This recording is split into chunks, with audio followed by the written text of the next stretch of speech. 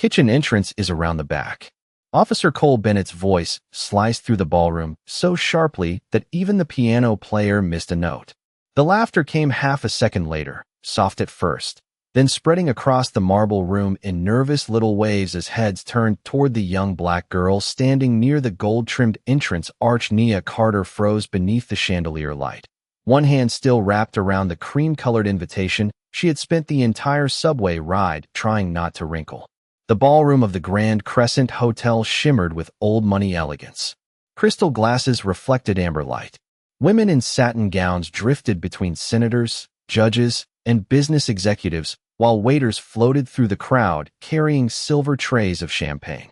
Outside the floor-to-ceiling windows, rain streaked slowly down the glass, blurring the lights of downtown Richmond into soft smears of white and gold. But inside, everything had gone still around her. Officer Bennett stood tall in his navy dress uniform near the velvet rope checkpoint, his polished badge catching the light each time he moved.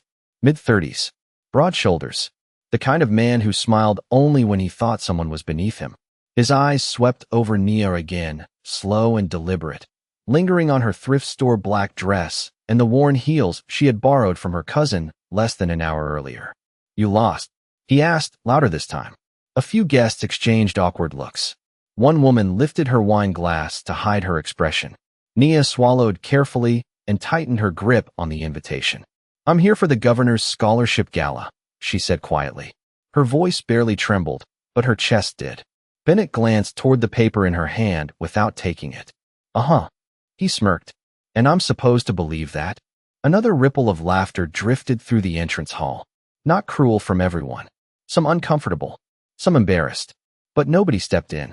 Nia felt the heat rising beneath her skin. She hated this feeling. The way rooms changed temperature when people decided what you were before you even spoke. 8 months ago, her mother would have squeezed her hand and whispered, "Keep your chin up, baby. Never let them shrink you." But her mother was gone now. Gone before she could see Nia receive the scholarship letter. Gone before tonight. The memory settled heavily in her throat as Bennett stepped closer. "Catering staff checks in downstairs," he said. "You can't just wander into a private event." Nia blinked once. Slowly. "I'm not catering staff." Bennett tilted his head with exaggerated surprise. "Really?" His radio crackled softly against his shoulder. Somewhere deeper in the ballroom, glasses clinked and a burst of political laughter echoed beneath the music, but near the entrance, silence pressed tighter by the second. Nia could feel people staring now, measuring her, waiting to see what happened next. Bennett finally snatched the invitation from her hand. His eyes skimmed across the embossed seal before narrowing slightly. For the briefest moment, uncertainty flickered across his face. But then it disappeared beneath something uglier. Pride. "You know," he said, holding the card just out of her reach. "People fake these all the time." Nia stared at him. Rain tapped softly against the windows behind her. "I didn't fake it." Bennett gave a dry laugh. "That's what they all say." A couple near the staircase turned away uncomfortably, but no one moved to help. Nia could suddenly hear every tiny sound around her. The ticking of ice against crystal glasses. The whisper of expensive shoes across polished marble. The distant hum of jazz piano beneath the chandeliers. She inhaled carefully through her nose, forcing her shoulders not to shake. Bennett looked her up and down again, then jerked his chin toward the side hallway. "Come on," he said. "Let's figure out who you really are before you embarrass yourself any further." The side hallway felt colder than the ballroom. The music faded behind the velvet curtains until only the muffled thump of bass and distant conversation remained. Officer Bennett walked half a step ahead of Nia, still holding her invitation between two fingers like evidence from a crime scene. The polished marble beneath her heels reflected long strips of chandelier light, making the corridor glow pale gold beneath the hotel ceiling. Every few feet, framed photographs of former governors and charity galas lined the walls, their smiling faces frozen behind glass. Nia kept her chin level, even though her stomach twisted tighter with every step. She had almost turned around twice already, almost walked back out into the rain and taken the midnight bus home. But she could still hear her mother's voice from years earlier sitting across from her at their tiny kitchen table in South Richmond. "People will try to decide your value before you even open your mouth," her mother had told her while sealing coupons into a shoebox beside unpaid bills. Do not help them do it. Bennett stopped near a narrow security podium outside a smaller reception lounge. Two younger officers stood nearby drinking coffee from paper cups. One of them glanced at Nia, then quickly looked away when Bennett approached. Possible fake invitation, Bennett said casually. Claims she belongs upstairs. The younger officer shifted uncomfortably. Did you check the guest list? Bennett ignored him. He placed the invitation on the counter and folded his arms across his chest. Name? Nia answered quietly. Nia Carter. Bennett typed slowly into the hotel event database mounted beside the podium. The screen reflected faint blue light across his face as rows of names scrolled upward. For one brief second, Nia thought this would end, that he would find her name, hand back the invitation, maybe even apologize. Instead, his jaw tightened slightly. No photo attached to the registration, he muttered. Convenient. Nia stared at him. Because scholarship guests were registered through the university board. Bennett leaned back in his chair with a humorless smile. You seem to know a lot about how rich people events work. The comment landed harder than she expected. Not because of the words themselves, but because of the way the younger officers suddenly became very interested in their coffee cups. Nia clasped her hands together to stop them from shaking. The lounge behind them smelled faintly of polished wood and expensive cologne drifting from the ballroom. Somewhere nearby, silverware clinked softly against china. Normal sounds. Elegant sounds. Sounds from a world that still felt borrowed to her. Bennett picked up her invitation again. So let me get this straight, he said. A 19-year-old girl from South Richmond gets invited to a private political fundraiser filled with senators and corporate donors. He raised one eyebrow. You expecting me not to ask questions? Nia inhaled carefully. You can ask questions without humiliating people. The room went quiet again. One of the younger officers slowly lowered his coffee cup. Bennett stared at her for a long moment, surprised more by her calm than her answer. Nia could feel her pulse hammering beneath her ribs, but she refused to look away. Outside the hallway windows, rain slid down the glass in slow silver lines. You know what your problem is? Bennett said finally. You walk in here acting like you belong. Nia swallowed the hurt before it reached her face. I do belong here. Bennett laughed under his breath and pushed away from the desk. We will see about that. He reached toward her small black purse resting against her arm. Go ahead and open the bag. Nia's fingers tightened around the strap instinctively. The younger officer shifted again. Sir, he started quietly, but Bennett silenced him with one sharp look. Nia slowly placed the purse onto the counter beneath the fluorescent light. Her reflection trembled faintly in the polished marble behind Bennett as the zipper slid open.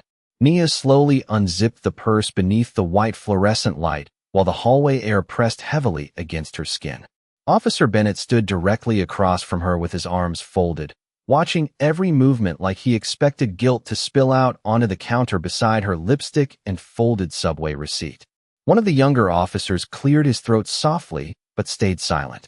The jazz music drifting faintly from the ballroom somehow made the moment feel crueler, as if the party upstairs continued without even noticing what was happening down here. Nia reached into the purse carefully and removed her wallet first. Then her student identification card from Jefferson State University. Then a small, silver compact mirror with scratches along the edge. Bennett barely glanced at any of it. Keep going, he said.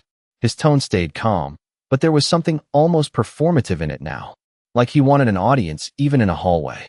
Nia felt her cheeks burn. Not from shame anymore. From exhaustion. The kind that built slowly after years of people assuming things before listening. She placed her inhaler on the counter next to the wallet. Then a folded scholarship acceptance letter with the university seal stamped in blue across the top corner. Bennett picked it up between two fingers. Scholarship student, he muttered. That explains it. Nia frowned slightly. Explains what? He leaned back against the desk and gave a tight smile that never reached his eyes. The confidence. One of the younger officers shifted again. Sir, her information checks out. Bennett ignored him completely. His attention moved toward a small velvet pouch resting near the bottom of Nia's purse. The second his fingers reached for it, her expression changed. It was small, dark green, worn soft around the edges from years of use. Do not touch that, Nia said quietly. Bennett looked up at her. Why? She hesitated for half a second. Because it belonged to my mother. Something flickered behind Bennett's expression, then vanished just as quickly beneath impatience. Open it. Nia stared at him for a long moment before slowly reaching for the pouch herself. Her fingers trembled slightly as she loosened the drawstrings. Inside rested a thin gold necklace with a tiny circular pendant attached to the chain. The metal caught the hallway light instantly, warm against the dark velvet lining. Bennett looked unimpressed. Jewelry. Nia swallowed carefully. It was the last thing she gave me before she died. The words softened the room for one brief moment. Even the younger officers lowered their eyes. Rain tapped quietly against the nearby windows. Somewhere upstairs, applause suddenly erupted from the ballroom before fading again into distant conversation. Bennett exhaled sharply through his nose as though the entire situation annoyed him now. You people always have a story. The sentence landed like ice water. One of the younger officers looked visibly uncomfortable. Sir. Bennett straightened and pointed toward the necklace. How do I know that thing is even yours? Nia blinked once, stunned more by the question than the accusation itself. Excuse me. You heard me. He stepped closer to the counter. Expensive venues attract thieves. Fake invitations. Stolen items. It happens. Nia felt something heavy settle inside her chest then. Not fear anymore. Something colder. Around them, the fluorescent lights hummed softly above the marble floor, while distant laughter echoed faintly down the corridor. Nobody upstairs knew this was happening. Nobody upstairs knew a 19-year-old girl stood in a service hallway trying to prove she deserved to exist in the same building as everyone else. Bennett reached toward the necklace suddenly. Nia instinctively grabbed the chain first. The pendant slipped from her fingers and fell against the marble counter with a sharp metallic click before tumbling onto the polished floor beneath the desk. The sound echoed through the hallway louder than it should have. Nia immediately crouched down to retrieve it, but Bennett stepped forward first, his polished shoe stopping inches from the pendant as it spun once beneath the fluorescent light before going still. Nia stared at the gold pendant resting near the toe of Officer Bennett's polished shoe, while the fluorescent lights reflected across the marble floor in cold white streaks. For a second, nobody moved. The younger officers stood frozen beside the coffee station, their expressions tight with discomfort. Somewhere above them, another burst of applause rolled through the ballroom's ceiling like distant thunder before fading back into soft music and expensive conversation. Bennett looked down at the necklace without bending to pick it up. Careful, he said dryly. Would not want anything valuable getting damaged. Nia slowly rose from her crouched position, her fingers curling tightly against her palm. The chain had belonged to her mother for nearly 20 years. She could still remember the faint smell of vanilla lotion on her skin the last time she held it. Hospital. Monitors humming softly in the dark room. Rain against the windows. Her mother pressing the necklace into her hand with trembling fingers and whispering, "Never let anybody make you feel small." The memory hit so sharply that Nia had to steady her breathing before speaking again. Please move. Bennett folded his arms.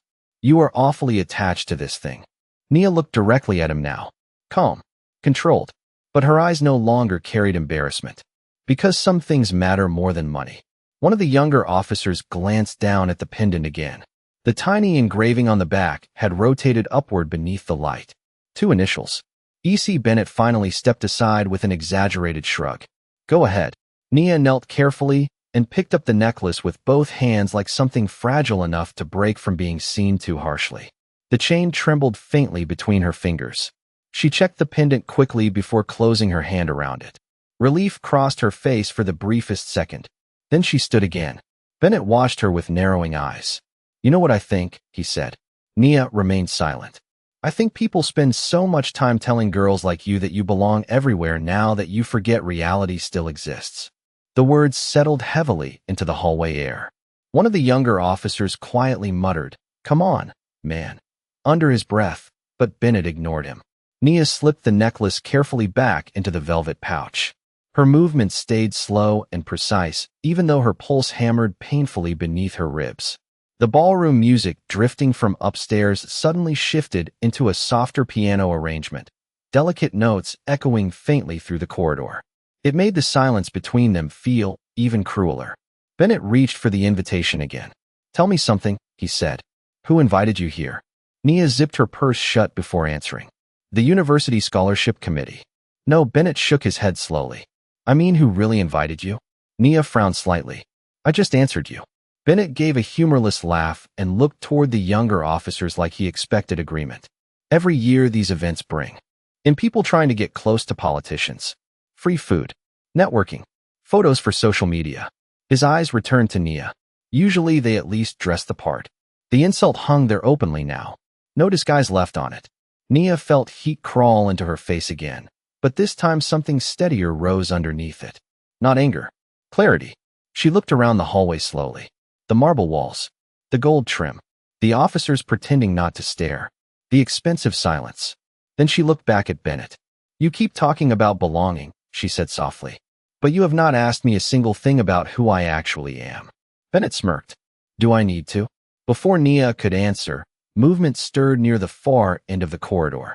Two men in dark suits stepped through the ballroom doors, speaking urgently into earpieces as they scanned the hallway with sharp, practiced eyes. The younger officers immediately straightened. Bennett's expression shifted slightly. The atmosphere changed all at once. Quieter, tighter, like the building itself had suddenly taken a breath. The two men in dark suits moved down the hallway with the quiet precision of people used to clearing rooms without raising their voices. Their polished shoes crossed the marble floor in steady synchronized steps, while tiny wires curved behind their ears beneath neatly trimmed hair. The younger officers immediately straightened their posture. One even set his coffee cup down so quickly that a few drops splashed onto the counter beside the event database screen. Officer Bennett's confidence shifted almost invisibly. Not gone, just tightened around the edges. One of the suited men scanned the hallway once before speaking into his wrist microphone. Governor arriving in 3 minutes. The sentence changed the air instantly. Even the music from upstairs suddenly felt distant now. Bennett cleared his throat and adjusted the collar of his uniform. Understood. He answered quickly, his tone noticeably sharper than before. Nia stood quietly beside the counter with her purse held against her chest. The velvet pouch rested safely inside now, but her fingers still curled protectively around the strap like she expected someone to take it again. One of the suited men finally noticed her standing there. His eyes moved briefly from her face to Bennett. Problem. Bennett answered before Nia could speak. Routine verification. The man glanced once more at Nia, then at the invitation still sitting on the counter. Something unreadable flickered across his face, but he said nothing. The second suited man spoke softly into his earpiece again before both continued toward the ballroom entrance. Their footsteps faded quickly beyond the velvet curtains. Silence returned. Heavy this time. Bennett exhaled through his nose and grabbed the invitation from the desk. Looks like you picked an important night to wander into the wrong place. Nia stared at him for a moment. You still think that is what this is? Bennett shrugged. I think people see an opportunity and take it. The younger officer nearest the counter finally spoke carefully. Sir, her name is verified in the system. Bennett shot him an irritated look. And I said there is no attached photo. The officer hesitated. That does not really mean anything. Bennett leaned closer toward him slightly. You new to security work, Collins? The younger man immediately fell silent. Nia watched the exchange quietly. The fluorescent lights above them hummed softly, while distant thunder rolled somewhere beyond the hotel windows. Rain still streaked slowly down the glass outside the corridor, turning the city lights into blurred ribbons of silver and gold. Bennett looked back toward Nia again. You know what happens when somebody slips through security at an event like this? He asked. People lose jobs. Nia answered calmly. I did not slip through security. That remains to be seen. His eyes dropped briefly toward her shoes again. Worn black heels with tiny scratches near the toe. The kind of details people like Bennett noticed because they had already decided what story they wanted to believe. Nia felt tired all at once. Tired of explaining herself. Tired of rooms that demanded proof before kindness. But beneath the exhaustion, something steadier had started growing. Her mother used to call it backbone. The quiet kind. Bennett reached for his radio. I think we should escort her out until the governor finishes his speech. One of the younger officers looked startled. Sir, that seems unnecessary. Bennett ignored him completely. No reason to risk a scene upstairs. Nia's eyes narrowed slightly for the first time all night. You already made it a scene. The sentence landed clean and sharp between them. Bennett's jaw tightened. Before he could answer, Movement stirred again beyond the ballroom entrance. This time the sound came first. Applause. Loud. Rolling. Followed by the low murmur of dozens of voices rising together at once. The younger officers instinctively turned toward the doors. Bennett adjusted his jacket quickly. Then came another sound. A familiar voice echoing through the ballroom speakers just beyond the curtains. Calm. Deep. Commanding. Thank you all for being here tonight. Nia froze the second she heard it. Her fingers tightened around the strap of her purse. Bennett did not notice the change in her expression at first. He was too busy straightening his uniform while the governor's voice carried warmly through the corridor. Tonight is not about politics, the voice continued. It is about opportunity. About making sure every young person with talent gets seen. Nia slowly lowered her eyes toward the marble floor for one brief second. Her heartbeat had become so loud she could barely hear the rest.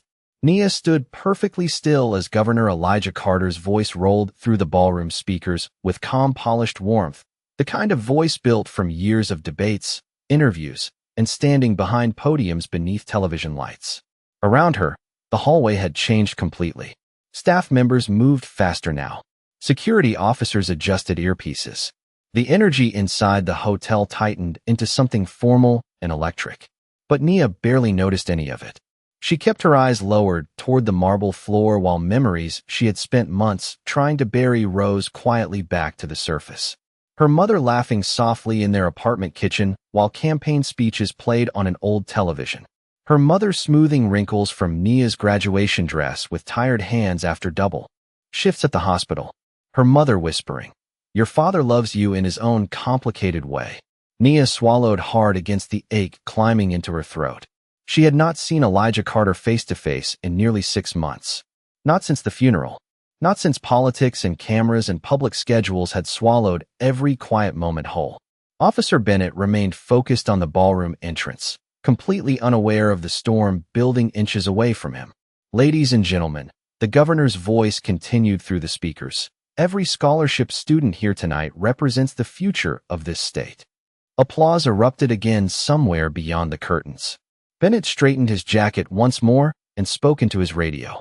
Ballroom corridor secure. Nia looked up slowly then. The fluorescent lights reflected softly in her dark eyes.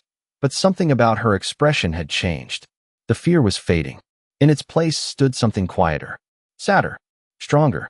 One of the younger officers noticed it first. Collins glanced between Nia and the ballroom doors with growing confusion, as though pieces of a puzzle had started sliding into place inside his head. Bennett finally looked back toward her. "You are going to wait here until the speech is over." Nia answered softly, "I do not think that is going to happen." Bennett gave a dry laugh. "You really do not know when to quit." The words barely registered anymore. Nia could already hear movement approaching from beyond the ballroom entrance. Not hurried. Controlled. The low coordinated footsteps of security detail moving ahead of someone important. The hallway lights reflected across polished black shoes as more suited agents appeared near the curtains. Staff members immediately stepped aside. One hotel employee nearly dropped a tray of champagne glasses in her rush to clear the path. Bennett's posture sharpened instantly. "Governor on the move." Somebody murmured into an earpiece. Nia's pulse pounded painfully now, but she forced herself to stay still. The velvet pouch inside her purse pressed gently against her wrist. Her mother's necklace. The last piece of her voice still left in the world. The ballroom doors. Open wider. Warm golden lights spilled into the corridor along with the soft hum of elite conversation and camera shutters snapping in quick bursts. Then Governor Elijah Carter stepped through the entrance, surrounded by aides and security agents. Tall. Distinguished. Silver beginning to thread through his dark hair beneath the ballroom lights. The room around him seemed to shift automatically, people adjusting themselves without even realizing it. Bennett immediately stood straighter. "Governor Carter," he said quickly. Elijah nodded politely while continuing forward, thanking donors and shaking hands with effortless public grace. But then his eyes moved past Bennett, past the security desk, past the marble hallway, and stopped completely. The change in his face happened instantly. Not dramatic. Worse. Deep recognition colliding with confusion all at once. His attention locked onto Nia, standing quietly beside the counter clutching her purse against her chest. The conversation around him continued for another 2 seconds before people slowly realized he had stopped walking. One aide leaned closer. "Governor." Elijah never answered. His eyes had already dropped toward the gold chain barely visible near the edge of Nia's purse zipper. The same necklace he had once fastened around her mother's neck 20 years earlier beneath the courthouse lights after winning his first election. Silence spread slowly through the hallway. Bennett glanced between them, still not understanding. Then Elijah Carter spoke quietly, his voice suddenly stripped of every ounce of political polish. "Nia?" The hallway fell completely silent after Elijah Carter spoke her name. Not the polite silence of wealthy donors waiting for speeches to resume. This silence felt heavier. Human. Every conversation near the ballroom entrance faded at once as aides, officers, hotel staff, and guests slowly turned toward the young black girl standing beside the security counter. Nia looked at her father for a long moment without speaking. The gold chandelier lights spilling from the ballroom softened the tiredness beneath his eyes, but it could not hide it completely. Elijah took one slow step forward. "What are you doing out here?" he asked quietly. Before Nia could answer, Officer Bennett straightened immediately. "Governor." "Sir, we were conducting a routine security verification." Elijah's eyes shifted toward him then. Calm, direct, the kind of look that made people suddenly aware of every word they had spoken in the last 10 minutes. Bennett continued quickly, trying to recover control of the situation before it slipped away completely. She entered through the main ballroom checkpoint, and there were concerns regarding identification and guest authorization. The younger officers looked visibly uncomfortable now. Collins especially could not seem to meet Nia's eyes anymore. Elijah glanced toward the invitation still resting on the marble counter, then toward the open event database screen, then finally toward Nia's purse still clutched tightly against her chest. His expression hardened almost invisibly. "Concerns?" he repeated softly. Bennett nodded once too quickly. "Standard procedure, sir." Elijah looked at Nia again. "Is that true?" The question landed gently, but it carried weight through the entire corridor. Nia hesitated. She could feel dozens of eyes watching her now.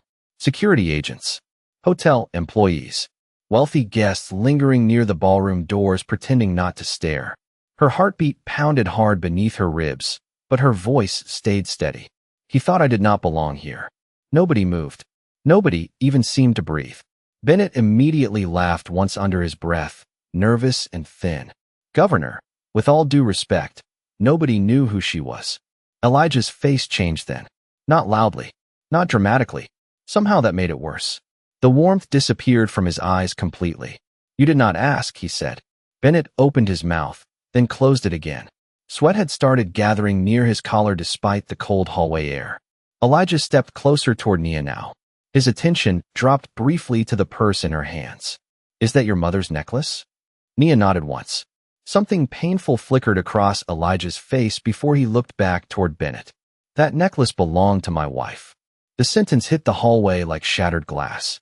One of the hotel employees near the ballroom entrance audibly gasped. Collins looked like all the blood had drained from his face. Bennett blinked rapidly. "Sir?"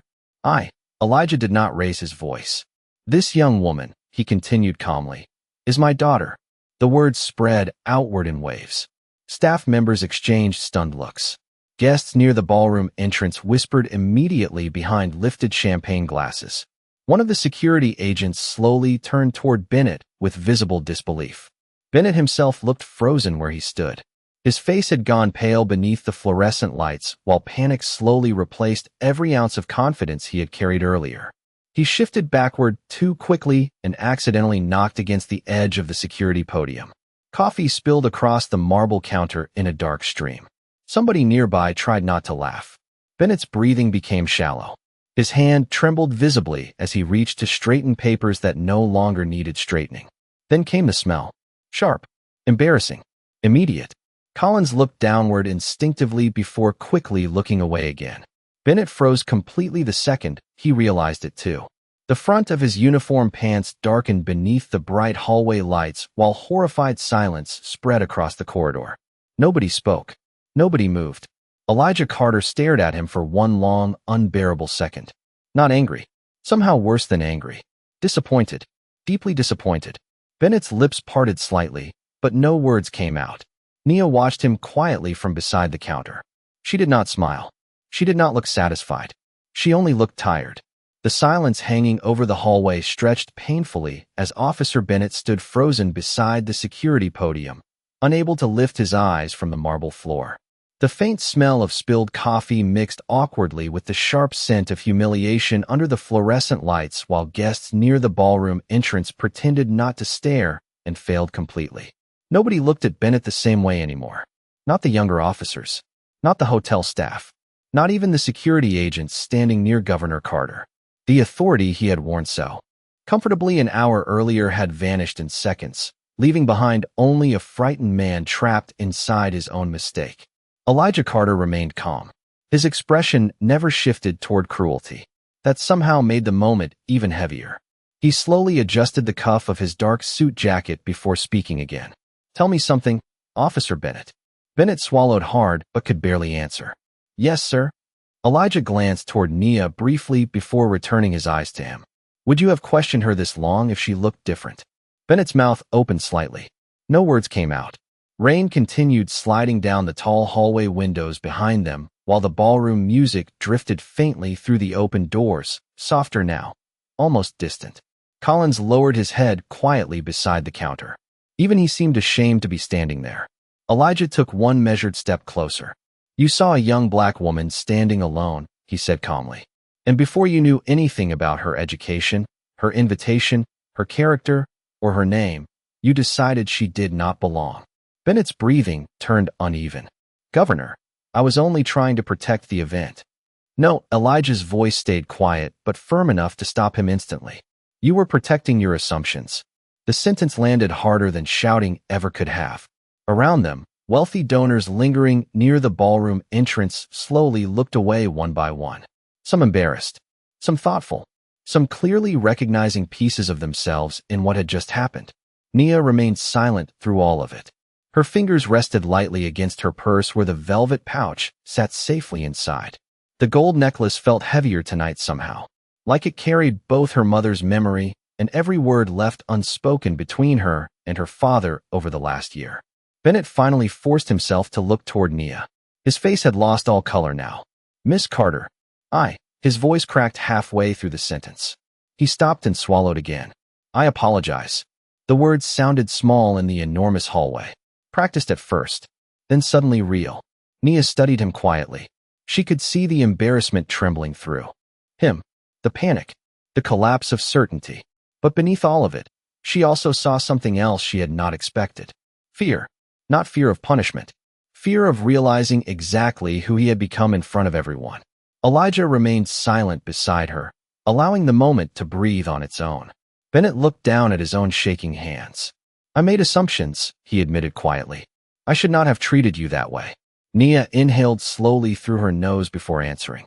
"No," she said softly. "You should not treat anyone that way." The hallway fell still again.